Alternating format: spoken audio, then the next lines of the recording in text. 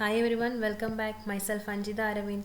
Today we are discussing a new section psychopharmacology and detailedly discussing about the pharmacology of antipsychotic drugs which comes under the classification of psychopharmacology. So today we are talking with the psychopharmacology. All of you may be aware of this topic, that is psycho. All of you heard about this psycho topic because most of the movies are came with a psycho character. And now you will think about what is psychopharmacology. So psychopharmacology is the study of drugs which is used to treat these psychiatric disorders. So the drug which is used to treat the psychiatric disorders, its study is known as the psychopharmacology. And the medication that affect the psychic functions, behavior or experiences are called the psychotropic medications, and they have significant effect on higher mental functions. And the psychopharmacological agents are the first line treatments for almost all psychiatric ailments nowadays. So the psychopharmacological agents or psychotropic drugs are those having the primary effects on psyche, that is the mental process, and are used to treatment of the psychiatric disorders. That's why the term is used psychopharmacology. For the easiness of understanding, here I added the definition of the psychotropic drugs. So, the psychotropic drug is any drug that can primarily affect on behavior, experience and other psychological function of a human being. So, it may be any drug that can primarily affect on the behavior, experience and other pharmacological functions. And also, the drug may be defined as a chemical that affect the brain and the nervous system, and it has the function to alter the feelings and emotion of a human being. So it is also termed as the psychotropic or psychoactive drug, that is a chemical that can affect the brain and the nervous system and it alter the feelings and emotions.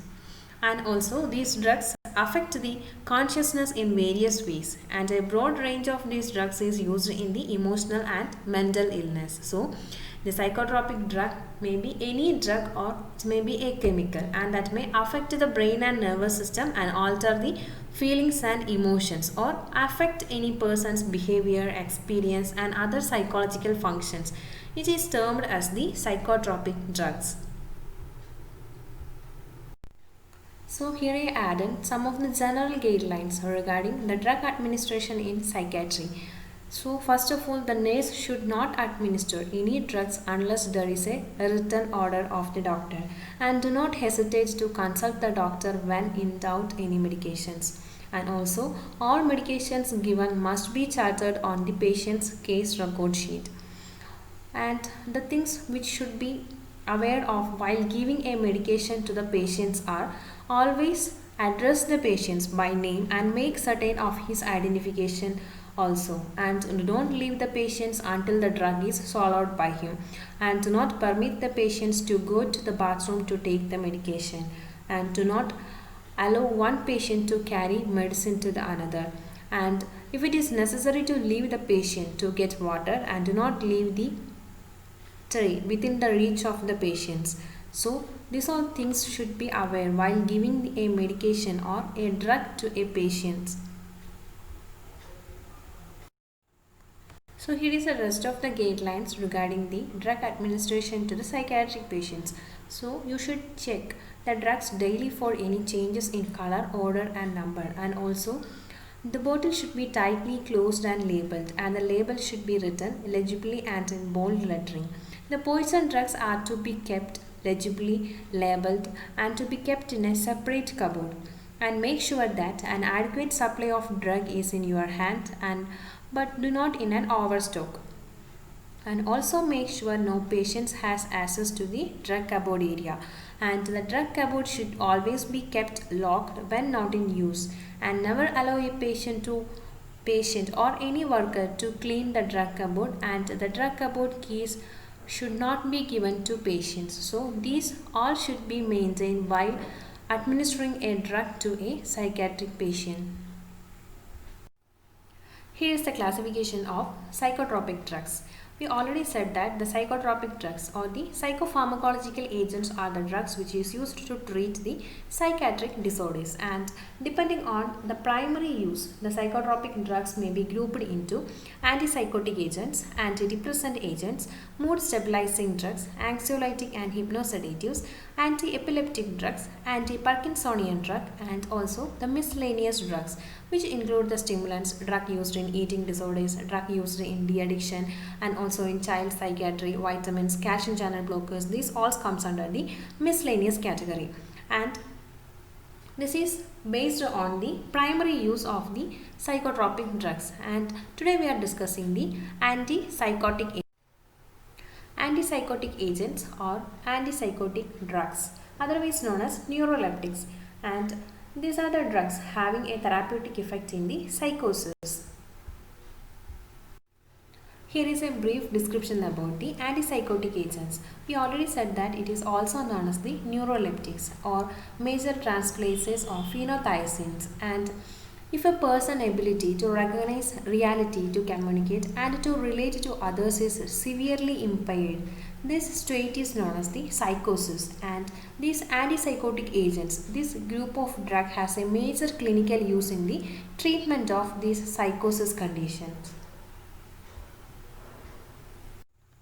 Next, we will discuss the classification of antipsychotic drugs. Antipsychotic drugs are classified into 7, and the first one is the phenothiazines. Phenothiazines again divided into 3 subcategories, that is aliphatic side chain, piperidine side chain, and piperazine side chains. Aliphatic side chain include chlorpromazine and triflupromazines, and piperidine side chain include thioredoxine and periciazines, and piperazine side chain include trifluperazines, fluphenazines, and prochlorperazines. And the second category is butyrophenones. Butyrophenones include haloperidols, droperidols, and penfluridols. And the third category of drugs are thioxanthines. Thioxanthines examples are flupentixols and suclopentixols. And the fourth category of drugs are the indolic derivatives. Indolic derivatives examples are molizone and oxypertines. And the fifth category is the substituted benzamides. Examples sulpirides. And the next one is the other heterocyclics. Examples are pimosides, loxapine, and reserpines. And the last category of drugs are the atypical neuroleptics. For examples, clozapines, olanzapines, quetiapines, sortapine, risperidone, and amisulprides, and certinone. So now we completed the classification of drugs which comes under the antipsychotic agents, and we discussed the various examples of drugs which comes under each category of classification. Now we will think how these drugs are act on our body. What is the mechanism of these drugs? So now we will check the mode of action or the mechanism of action of antipsychotic agents. Mostly the antipsychotic agents are thought to block our dopamine receptors. So why these antipsychotic agents block the dopamine receptors? Who is dopamine? What is the relation between dopamine and antipsychotic agents? So now we will check what is the relation between them. Dopamine is a chemical. It is released from the brain, and this dopamine which may causes psychotic thinking. When there is an increased production of this dopamine from the brain, they transmit the nerve impulses to the brainstem faster than the normal. And this may result in strange thoughts, hallucination, and bizarre behavior. These also may lead to psychotic actions or psychosis. So the antipsychotic agents which helps in blocking or reducing the activity of this dopamine by binding to the dopamine receptors. That is, they bind to the dopamine receptors. Now the dopamine receptors bind with the antipsychotic agents. That's why the produced dopamine cannot bind to that dopamine receptors, and it reduces the action of that dopamine.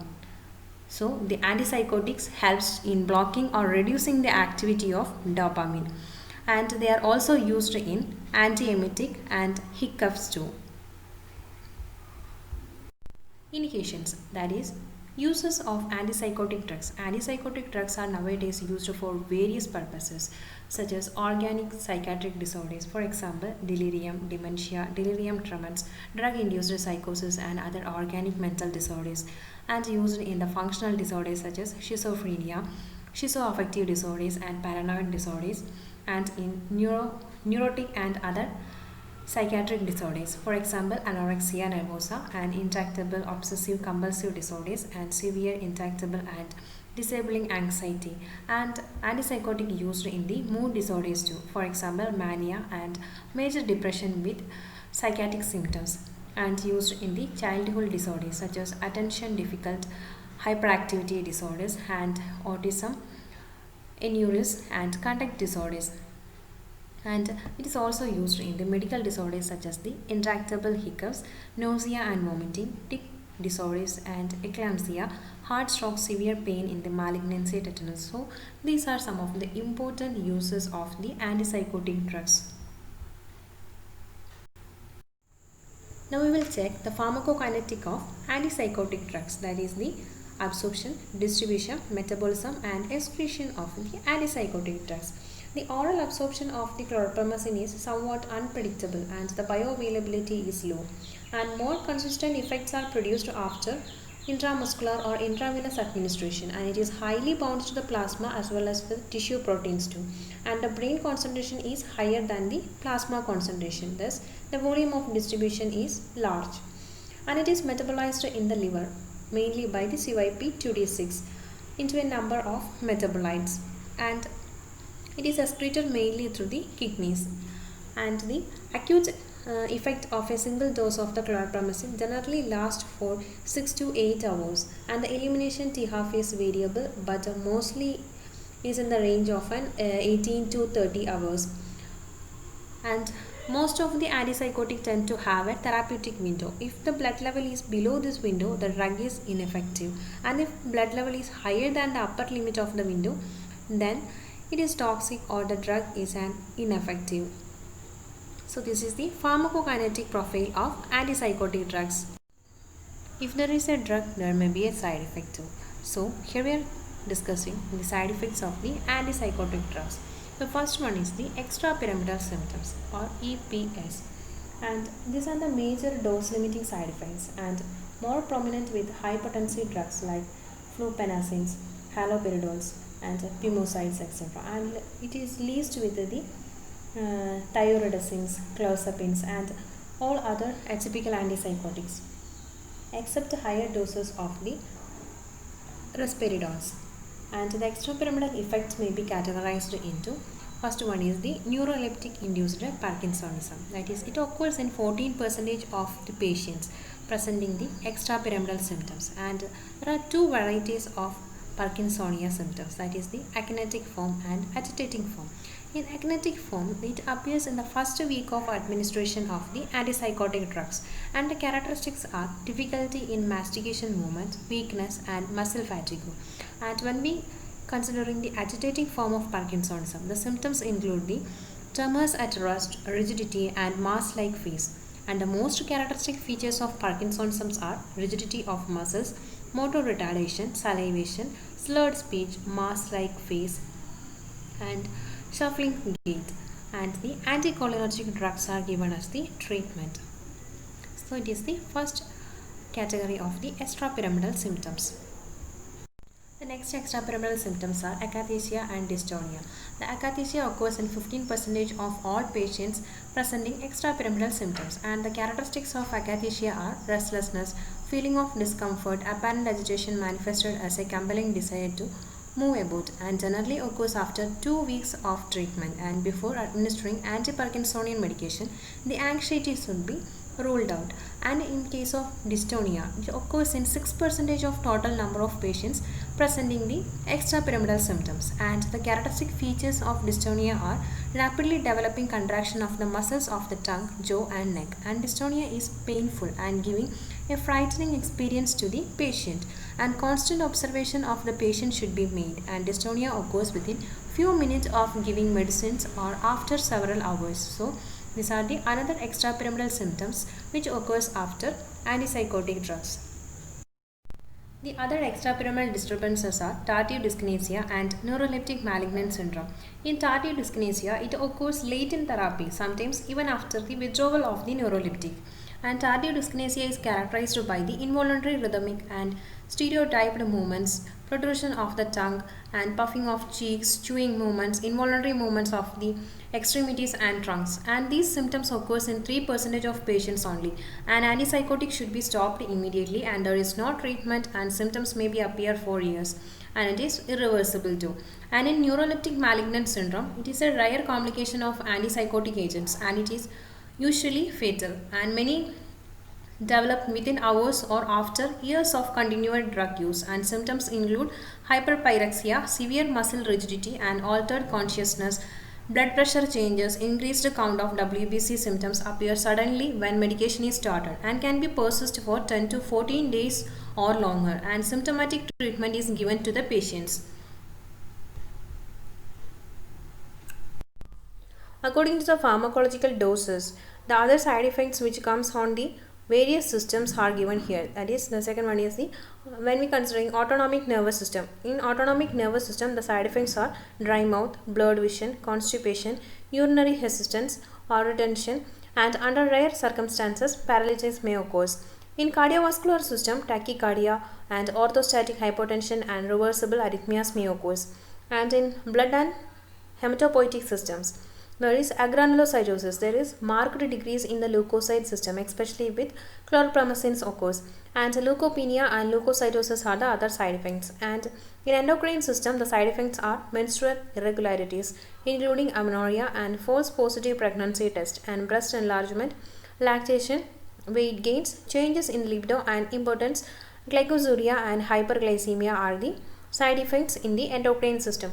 And gastrointestinal tract, anorexia, constipation, diarrhea, hypersalivation, nausea, vomiting, obstructive jaundice are the side effects. And the allergic effects such as dermatitis, photosensitization and pigment deposition, these are the side effects of the antipsychotic drugs.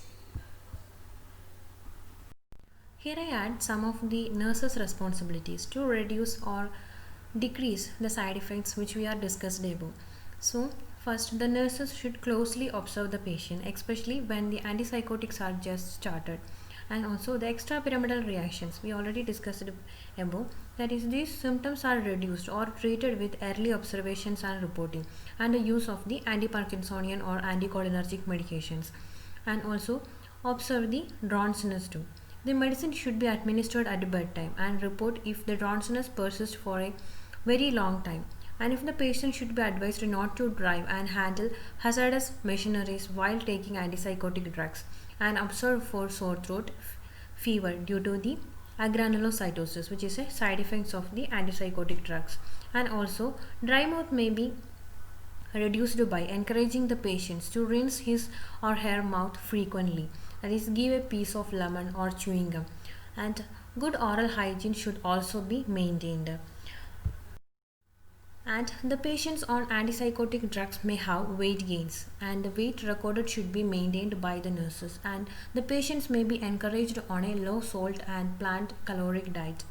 And also the patients may complain of gastric irritations and he should be discouraged to take antacids, as there will be a decreased absorption of antipsychotic drugs. And the patient should be explained not to increase or decrease or stop taking the drugs without discussing with his daughter.